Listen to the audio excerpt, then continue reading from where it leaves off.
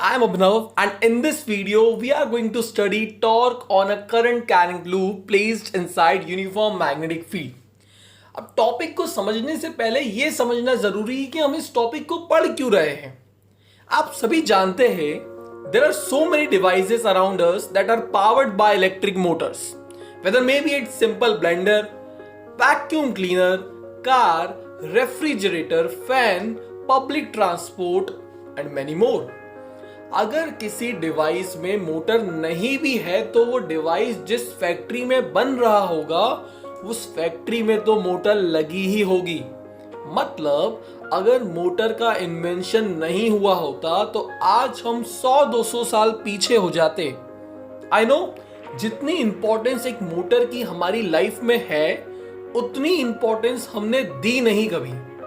But in motor के साथ मेरी एक मेमोरी है जो मैं कभी नहीं भूलता। बचपन में जब कभी भी मेरा कोई टॉय टूट जाता था तो मैं उनसे ये वाली मोटर निकाल लिया करता था। आई होप आपने ये मोटर कभी ना कभी देखी ही होगी। और इस मोटर को सेल लगा के चलाया करता था और कभी अगर एक कार्डबोर्ड की शीट लगा के उसे घुमा दिया इस मोटर के थ्रू तो ओहो इंजीनियरिंग वाली फील आ जाती थी। तो अगर आपकी भी ऐसी कुछ मेमोरी है मोटर के साथ तो प्लीज कमेंट में बताइए, पढ़कर मजा आएगा। चलिए टॉपिक से नहीं भटकते हैं। बट इस टॉपिक को स्टार्ट करने से पहले मैं ये चाहूंगा कि आप बताएं आपको क्या लगता है एक इलेक्ट्रिक मोटर क्या होती होगी। What is an electric motor?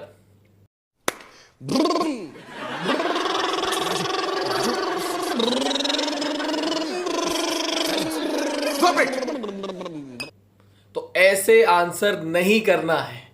Electric motor एक ऐसा डिवाइस है which converts electric energy into mechanical energy. और ये किस प्रिंसिपल पे काम करती होगी उसी प्रिंसिपल को आज हमें इस वीडियो में एक डेरिवेशन की हेल्प से समझना है। तो चलिए स्टार्ट करते हैं आज का टॉपिक। यहां पर आप देख सकते हैं कि एक येलो कलर की rectangular coil A B C D हमने मैग्नेट्स के नॉर्थ एंड साउथ पोल के बीच में प्लेस कर दी है क्योंकि हम चाहते हैं कि यहां पर इस कॉइल के अक्रॉस एक कांस्टेंट मैग्नेटिक फील्ड प्रेजेंट रहे जिसका डायरेक्शन होगा from north pole to south pole. अब यहां पे आप देख पा रहे होंगे कि एक करंट मैंने फ्लो होता हुआ दिखाया है इस तरीके से, ए से बी, बी से सी, सी से डी एंड डी से वापस से यहां की तरफ जा रहा होगा। तो ये करंट जादू से नहीं आया है, यहां पर एक सर्किट लगा होगा जिस सर्किट की वजह से ये करंट यहां पर फ्लो हो रहा होगा। अभी उस सर्किट का रिक्वायरमेंट नहीं है इसलिए मैंने वो डायग्राम में नहीं दिखाया है। अब आपने प्रीवियस वीडियो में ये सीखा होगा कि जब भी एक current carrying conductor magnetic field के अंदर रखा होता है तो वो फोर्स एक्सपीरियंस करता है और उस फोर्स का फॉर्मूला क्या था? I L cross B. I hope कि आप सभी को ये फॉर्मूला याद होगा। और अगर यहीं पे इस फोर्स का मैग्नीट्यूड मुझे लिखना होता तो वो फॉर्मूला बन जाता I L B sine theta. क्या आप मुझे ये बता सकते हैं कि ये थीटा किसके बीच का एंगल होगा? Yes, it is the angle between L vector and B vector. अब यहां पे जो कॉइल आपको दिख रही है ए बी सी डी, ये कॉइल की हर एक साइड को हम एक कंडक्टर की तरह ट्रीट करेंगे। तो ये एक ए बी कंडक्टर बन गया, ये बी सी कंडक्टर बन गया, ये सी डी कंडक्टर बन जाएगा और ये एक डी ए कंडक्टर बन जाएगा। और ये देखेंगे कि इन सभी कंडक्टर के ऊपर इस मैग्नेटिक फील्ड की वजह से फोर्स कितना और किस डायरेक्शन में लग रहा है। सबसे पहले हम बात करते हैं conductor BC and conductor AD की। अब आप देख पा रहे होंगे कि ये जो बीसी कंडक्टर है यह भी मैंने ऐसा केस लिया है जिसमें सपोज करो यहां पे नॉर्थ है, यहां साउथ है और ये आपकी coil as it is parallel placed है मैग्नेटिक फील्ड से। तो ये जो कंडक्टर बीसी होगा वो और मैग्नेटिक फील्ड क्या सेम ही डायरेक्शन में होंगे? यस, मैग्नेटिक फील्ड नॉर्थ से साउथ की तरफ जा रही होगी और ये कंडक्टर भी में जो करंट है वो भी अभी हाल उसी डायरेक्शन में ट्रैवल कर रहा है। अगर मैं इस फॉर्मूले के अकॉर्डिंगली उस कंडक्टर पर फोर्स निकालता, क्योंकि L और B का डायरेक्शन सेम है तो इनके बीच में एंगल बनेगा 0 और कोई फोर्स ये कंडक्टर BC एक्सपीरियंस नहीं कर रहा होगा। इन दी सेम मैनर अगर मैं यहां पर AD कंडक्टर की बात करता तो AD कंडक्टर भी मैग्नेटिक फील्ड से पैरेलल ही है, तो उस वक्त भी साइन 0 या 180 बोल सकते हो। इस वक्त अगर मैं L वेक्टर इस डायरेक्शन में ले लूं तो L इधर होगा, मैग्नेटिक फील्ड इधर होगी और एंगल 180 होने की वजह से फोर्स 0 हो जाएगा। बट अगर ये कंडक्टर ऐसे पैरेलल ना होके मैग्नेटिक फील्ड से ऐसा थोड़ा उठा हुआ होता, टिल्ट होता, तो फिर इन कंडक्टर पे कुछ फोर्स लगता। ये फोर्स आप फ्लेमिंग्स लेफ्ट हैंड रूल और राइट हैंड थंब रूल से निकाल सकते हो। ये आपका L वेक्टर का डायरेक्शन हो जाएगा और ये आपका मैग्नेटिक फील्ड का डायरेक्शन हो जाएगा। अगर आप L वेक्टर की डायरेक्शन में अपने हाथ को रखे और B की तरफ क्रॉस कर्ल करते हुए लेके जाए तो ये जो थंब होगा वो आपको BC कंडक्टर पे जो फोर्स लग रहा होगा उसका डायरेक्शन दे देगा। सो BC कंडक्टर पे फोर्स इस तरह लगेगा अगर ये कंडक्टर थोड़ा टिल्ट होता मैग्नेटिक फील्ड में। सिमिलरली सेम लॉजिक से AD कंडक्टर पे फोर्स इस डायरेक्शन में लग रहा होगा। अब अगर मैं इन दोनों फोर्सेस के मैग्नीट्यूड निकालता तो आप देख सकते इसको हमने माना है लेट से F3 फोर्स और ये है हमारी F4 फोर्स। F3 का जो मैग्नीट्यूड होगा इस फॉर्मूले के अकॉर्डिंगली I, लेंथ क्या है BC कंडक्टर की A, तो ये हो जाती है A और मैग्नेटिक फील्ड B, तो I A cross B, cross हटेगा तो हो जाएगा I A B sine theta. This is the magnitude of force F3। Similarly AD पर जो फोर्स लग रहा होगा वो भी क्या होगा, I, लेंथ अभी भी A है, क्रॉस B, तो I A B sine theta. That means BC and AD conductor के ऊपर जो फोर्सेस लगेंगे वो इक्वल मैग्नीट्यूड के होंगे और अपोजिट डायरेक्शन में होंगे। बिकॉज ऑफ दैट वो एक दूसरे का इफेक्ट कैंसिल आउट कर देंगे। अब क्योंकि नेट फोर्स 0 हो गया है सो उसकी वजह से हमारी इस रेक्टेंगुलर कॉइल का कोई भी ट्रांसलेशनल मोशन नहीं हो रहा होगा। ट्रांसलेशनल मोशन का मतलब ये ना कॉइल उधर जा रही होगी ना इस तरफ जा रही होगी, जहां पर है वैसी की वैसी ही रहेगी।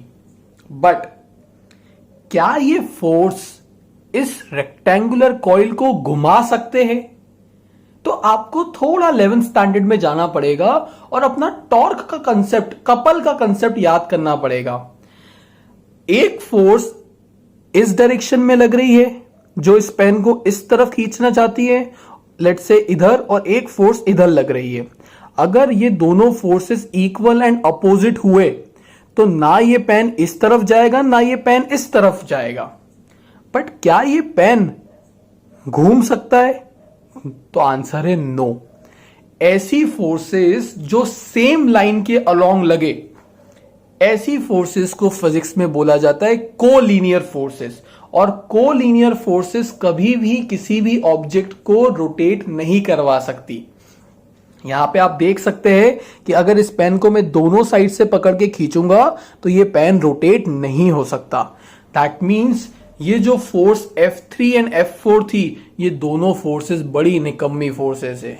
ना तो ये इस रेक्टेंगुलर कॉइल का ट्रांसलेशनल मोशन करवा रही है, ना तो इसको ऊपर की तरफ लेके जा रही है, ना नीचे की तरफ, ना ही इसे घुमा रही है। बट अभी भी दो कंडक्टर बाकी है, conductor AB and conductor CD। यहां की कहानी कुछ और होगी, तो अब वो समझते हैं। अगर आपको फ्लेमिंग्स लेफ्ट हैंड रूल अच्छे से यूज करना आ गया है तो आपको पता होगा कि FBI के अकॉर्डिंगली थंब हमें हमेशा फोर्स का डायरेक्शन बताता है, first finger magnetic field and second finger current का डायरेक्शन बताती है। अगर आप करंट ऊपर जा रहा है AB कंडक्टर में, करंट को ऊपर रखा, मैग्नेटिक फील्ड किधर जा रही है, नॉर्थ से साउथ की तरफ। अभी हाल मैं वीडियो में नहीं बता पाऊंगा आपको, बट आप खुद करिए।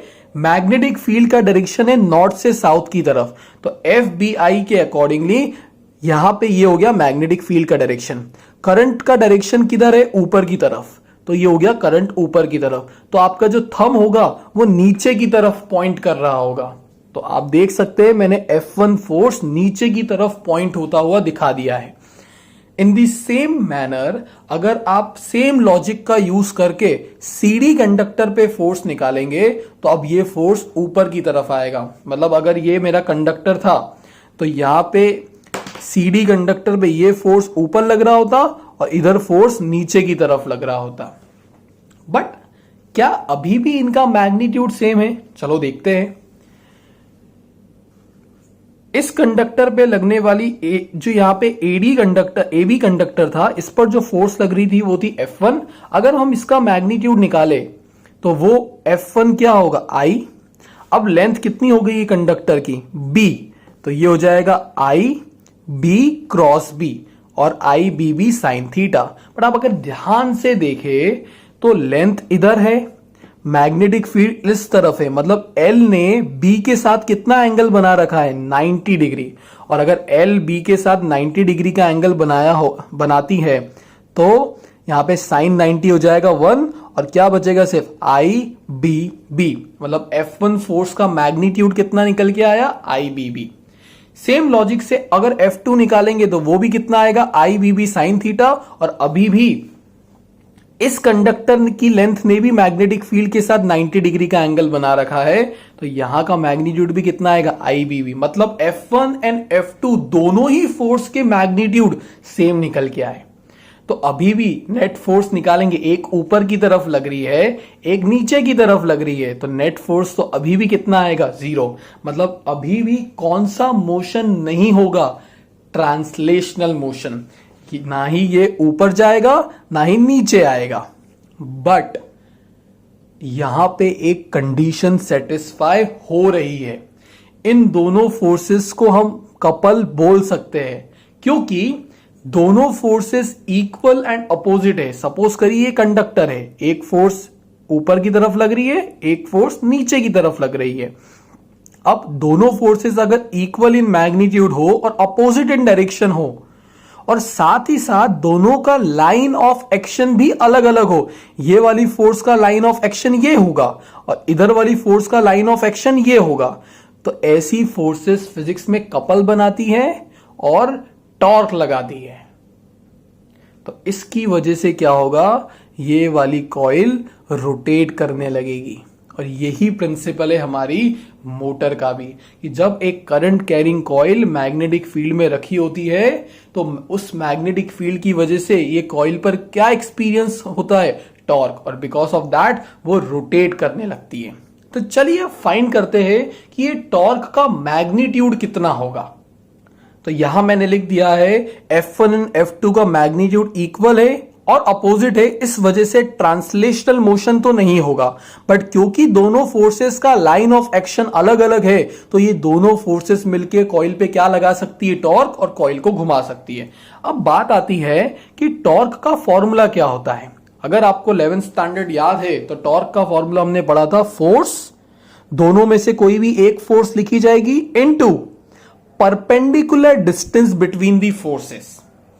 अब सपोज करो ये टॉर्क लगा और ये कॉइल इस तरीके से घूम गई, तो अगर मैं आपको इसका टॉप व्यू दिखाता तो ये आपको ऐसे दिखती। पहले ये ऐसी थी and because of that torque ये ऐसे घूम गई। तो यहां पे आपको सिर्फ ये वाली लाइन दिखेगी। यहां पर वो लाइन मैंने इस येलो कलर की लाइन से रिप्रेजेंट की हुई है। मतलब ये कॉइल का कौन सा वाला पार्ट है, वो ए वाला पार्ट, ये वाला पार्ट, ये ए, जिसको आप टॉप से देखेंगे तो आपको सिर्फ ये एक लाइन दिखेगी। और यहां पे जो दो फोर्सेस लग रही थी, एक F1 नीचे की तरफ और ये F2 ऊपर की तरफ।